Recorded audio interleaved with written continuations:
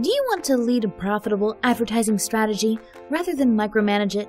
Do you want to take the guesswork out of PPC or expand your advertising in other countries and languages? Then you're in the right place. At Databrill, our team of technical marketers and data scientists have poured years of experience into building the most powerful international automation tools for Amazon-sponsored ads.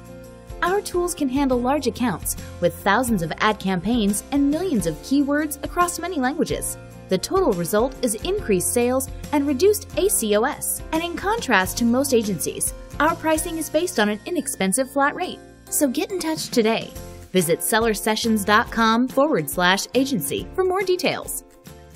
Hey guys, welcome back to Seller Sessions. Again, we bring back Corin Woodmess. Hey Corin, how you doing? I'm great, Danny. Yourself? Yeah, good. So today we're not going to be speaking about selling the business as per our last episode, but this time we're going to be talking about buying an Amazon business. Do you want to get proceedings underway? Absolutely. This is an awesome question and an awesome concept. So I'd like to start by explaining why you would even want to do this, especially if you're an Amazon seller. It kind of blows people's mind that they would even think about buying another business if they're building their own. So personally, I see this as the biggest opportunity in Amazon FBA right now. So there's a couple of reasons for this. Number one is the multiples that businesses are selling for are still pretty soft compared to other business types. So often you can get a great multiple when you sell, and that's enough for you to sell, but they're still less than, say, a SaaS business that's recurring revenue, recurring income, right? So there's an opportunity here. There's also another concept. This was actually introduced to me some time ago by a private equity employee. He was involved in one of the largest Amazon transactions to date. It was just under $100 million. So it was a large deal. This was a few years back. And he introduced me to a concept called multiple arbitrage. And what he was wanting to do with his own capital was to go and buy a number of smaller FBA businesses, put them together and sell them for a higher multiple. And how this works is one of the best ways to increase multiple is to increase your net profit, right? Not necessarily your revenue, but your net profit. So if you can acquire and buy the same revenue or more revenue, that net profit gets added to yours, and then your multiple increases. So you may buy at a 2x multiple, and you may be able to sell at 3 or 4, right? To those businesses. Now, you would see this in the news all the time, larger businesses acquiring other businesses. So that's what it's all about. And you can acquire strategically as well, and we'll go into that. But that's the concept is multiples are soft. You can leverage the acquisition and or your own business and team to grow and improve a much larger business. Yeah. So, I mean, being a business person, you want to get good value for money. And if I was to play the role here as the one who's buying another Amazon business, I would hopefully think that with my understanding of Amazon business, I should be able to have a good eye in terms of selecting and picking the right business. But what are the key things I should be looking out for if I was purchasing? I understand in terms of the multiples, it makes sense because instead of growing your businesses and making those mistakes in terms of the products working, not working, you go and just buy that business that has it already working without needing you to worry about making the mistakes in between. Which goes back to the last episode, is that it then hides any missteps because actually you're buying up perfection, aren't you? You're just stepping in where the company's been cleaned down, it's optimized for itself, so it's most profitable. And then you add that to your current business, straight away you're adding value to your own business. Absolutely. And I think the first step in this, if I'm talking to an investor or someone that has an Amazon business specifically, the only time I would say this makes sense is when you've got a couple pieces in place. So specifically for acquiring FBA businesses, what you want to do is a stock take on you and your team, right? So first up, what skill set do you personally have as the owner of that business? Do you have a team that helps you run your business? And what would happen if you doubled in size tomorrow? Could you handle that? So look at the infrastructure in your own business, look at your strengths and weaknesses. If you have weaknesses, say in the team, in your in your process, you could potentially acquire that, but that's a question, right? What are you working with? What do you need? So you don't always just acquire for income. You may acquire a team as well, acqui-hire, right? So that's pretty next level stuff. The next part is, do you have access to capital? So a lot of sellers I talk to that are doing very well, have a fast growing business, are struggling keeping up with their own inventory. So if you need more funding, it is possible, but you'd need an investor or something else to come on board, or some sort of debt facility to be able to do this. And a bank will only really lend to you when you don't need the money, right? So that's one thing you need to get straight first up. On that point, if you have the first part very handled, if you have the team in place, if you have the ability to scale, you guys kill it on Amazon, yes, you can find an investor very easily. And we have investors lined up for this. And we started an outreach program for investors just for this concept, and there's a ton of them. So yeah, there's a ton of capital available. So next is, what are you acquiring for? What's your goal? So you really need to work out what you want to achieve and then work backwards, like any goal, right? So are you looking to expand your domination of a niche? So some people will look at literally acquiring competitors, okay? The downside of doing that is you have a finite pool of, or universe of people that you can actually acquire if you're doing that. It's a good strategy. It's tough to do because you'll need to do a lot of outreach. Second is, are you just looking at margin?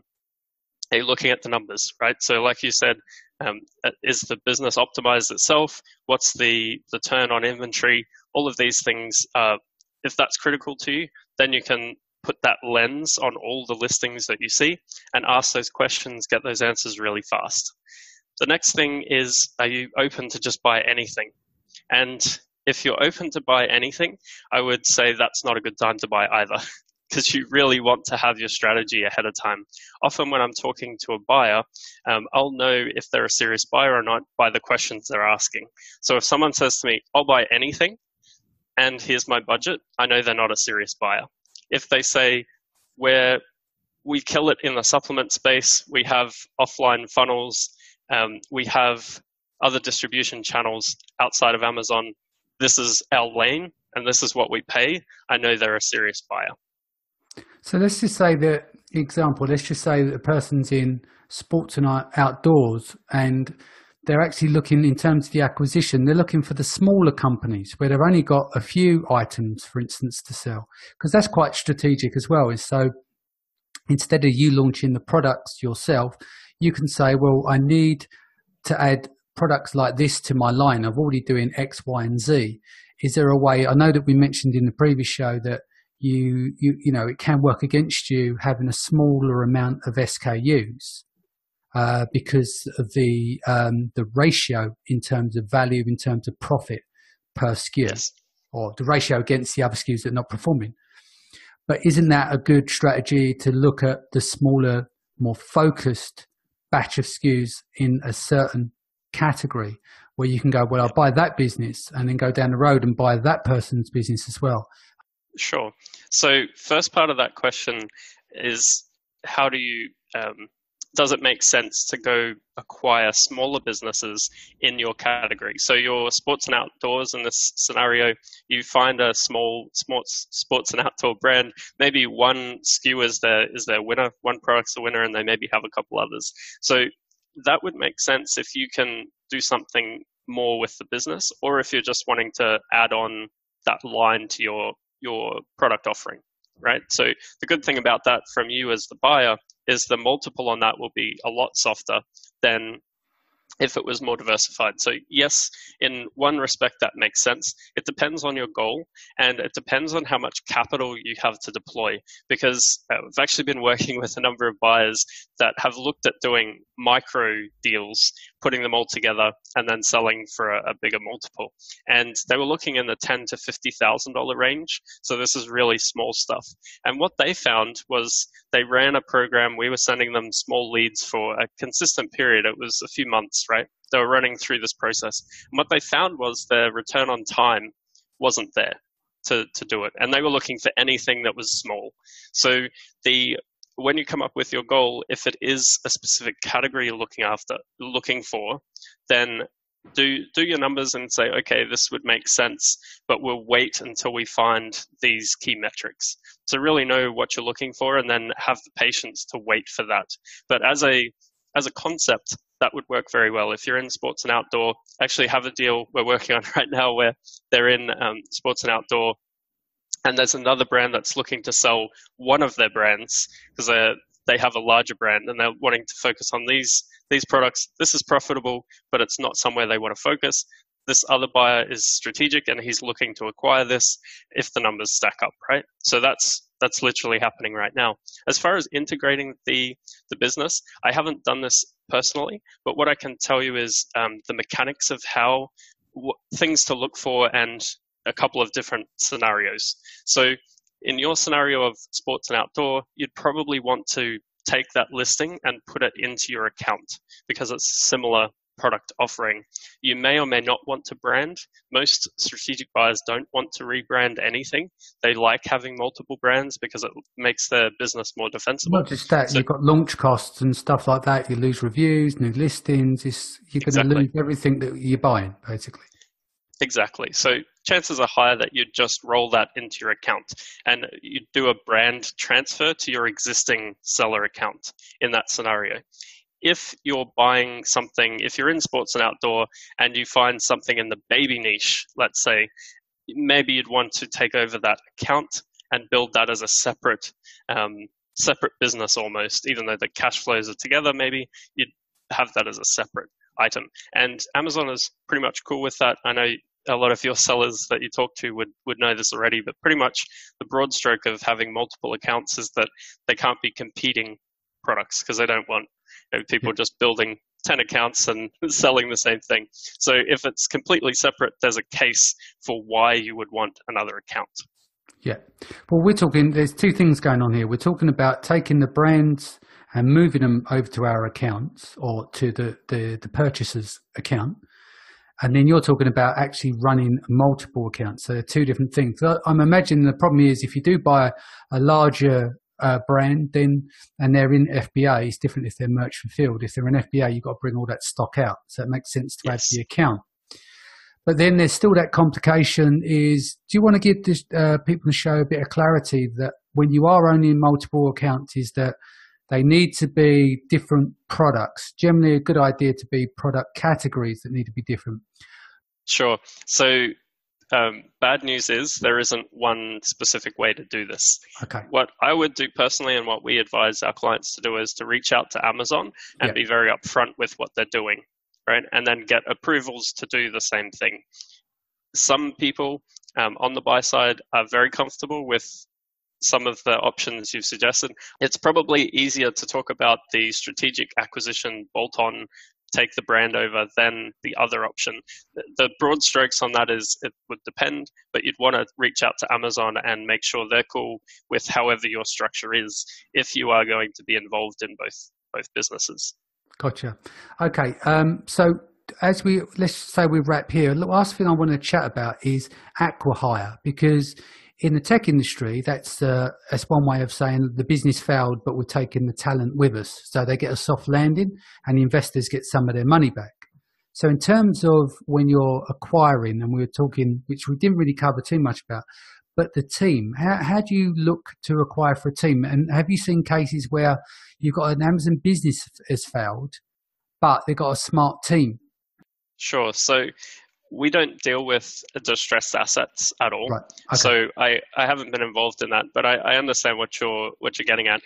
When I mentioned acqui-hire before, I was more talking about buying a business that has a strength in the team that you don't have. Yes. So a good example of that would be sourcing. If this team has either a really great sourcing team or a staff member that's in China, let's say, and you can acquire that person and they come with the sale, then that's adding more value to you. Yes. Gotcha. So that's the main thing. Even at the moment right now, we have a buyer that's very interested in a listing, a business for sale, because of a couple of things. One of those being the sourcing system and team that comes with the business. That's very attractive. They also have, which may be interesting to hear, they have a marketing agency running their PPC at a very optimized rate. So we haven't seen PPC run like this before as far as profitability goes. So buyers are actually interested in buying this business, as well as the cash flow it's kicking off, which is very nice. It's the strategic angles on this business makes it more interesting. So if you're looking to acquire businesses, ask them who's involved in the business, what are they doing, can they come with the business? Because sometimes we've often seen larger businesses even where there's, say, 3 partners involved and they all want out, right? So in that case, if Bob isn't going to come with the business, then that's not an opportunity for you. So make sure that they're coming with the business, or if they are a founder, maybe you can convince them to come and join your team. Gotcha. Yeah, it can be a way to find high quality people. Being part of a system that's working and optimized is the best way to find these people. Fantastic. Okay, cool. Let's wrap that there. So top 5 things, Corin. Before we go, what would be the top 5 things if you're an Amazon seller looking to acquire an Amazon business? Sure. So first thing, 100% is to work out why you're wanting to acquire. Can you acquire? So do you have the infrastructure in place? Can you expand? Number 1. Number 2 is, how are you going to fund this? Do you have extra cash yourself? Do you have access to capital? Do you need an investor? So you may need a game plan before you go and talk to an investor, because no one won't give you money just because you say, hey, I've got this idea. You need to prove it out. And then you want to run your numbers and get an idea of what you're looking for, and then put your filters on, go to market. So it can take you some time to find the right thing if you're very specific. So you may need to wait, right? It's a waiting game. And the next thing you want to do that we didn't actually talk about yet is look at your options when buying. So most times people think, I'm doing $1 million in revenue, I'll go buy a business that's doing 100,000 in revenue. What I'd like to challenge, and just as a thought experiment, is look up. So look at larger businesses as well. Because if you have that infrastructure, the team, the knowledge, and you have access to capital, or you're going out to investors, it may be more interesting to buy a 10 million a year business, roll your brand and your business into that business, and then you still get that multiple arbitrage opportunity. You're now running a much larger business. And some of these larger businesses, specifically in the US, I've had this a couple times, in the UK as well. These businesses are larger.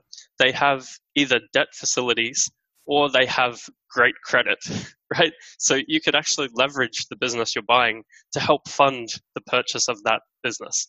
So yeah, look at all of your options and come up with a game plan and go through the paces.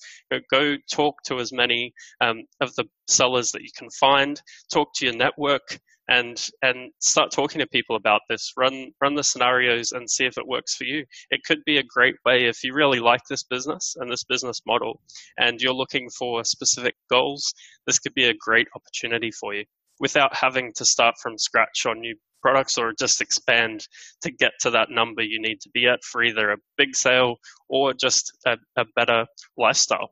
Cool. 3, 4, and 5? 3, 4, and 5. That was kind of a couple of them. The next is, look at either the category approach or the margin approach. So get clear on why you're acquiring, and think through as well, would you want to put everything in your account, or would you want multiple accounts? Because that will really dictate how you're doing this.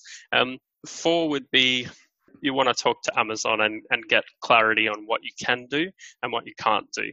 And the last thing is, if you are looking to acquire, mine your network. Definitely mine your network first. You may even want to try cold outreach. It's a pretty tough game to play, but if you're wanting category specific, if you're in supplements and you're looking for the next 3-4 competitors in your niche, you may need to reach out to them yourself.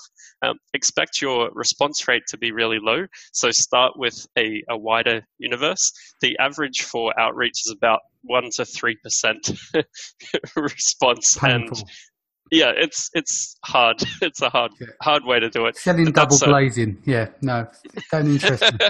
I like Absolutely. Inbound marketing myself, but that's great. Look, what's the best way that anyone can reach you? Sure. So our website is thefbabroker.com, broker.com, and you can reach me there, or sign up for our FBA Business Price Guide, and that's at fbabusinesspriceguide.com. We release all the market data on the entire market of FBA business sales each month, and if you sign up there at that website, you'll even get our Monday Market Watch email, which literally shows what sold last week and what's new listed this week, and even links to those new listings. So if you're looking to, or if you're thinking about acquiring, you can literally click through. It's not just our listings, it's market wide. So you can see what's available at any one time. Superb. Okay, thanks for joining us. And guys, thank you for joining us. Again, we look forward to seeing you all again soon, and take care.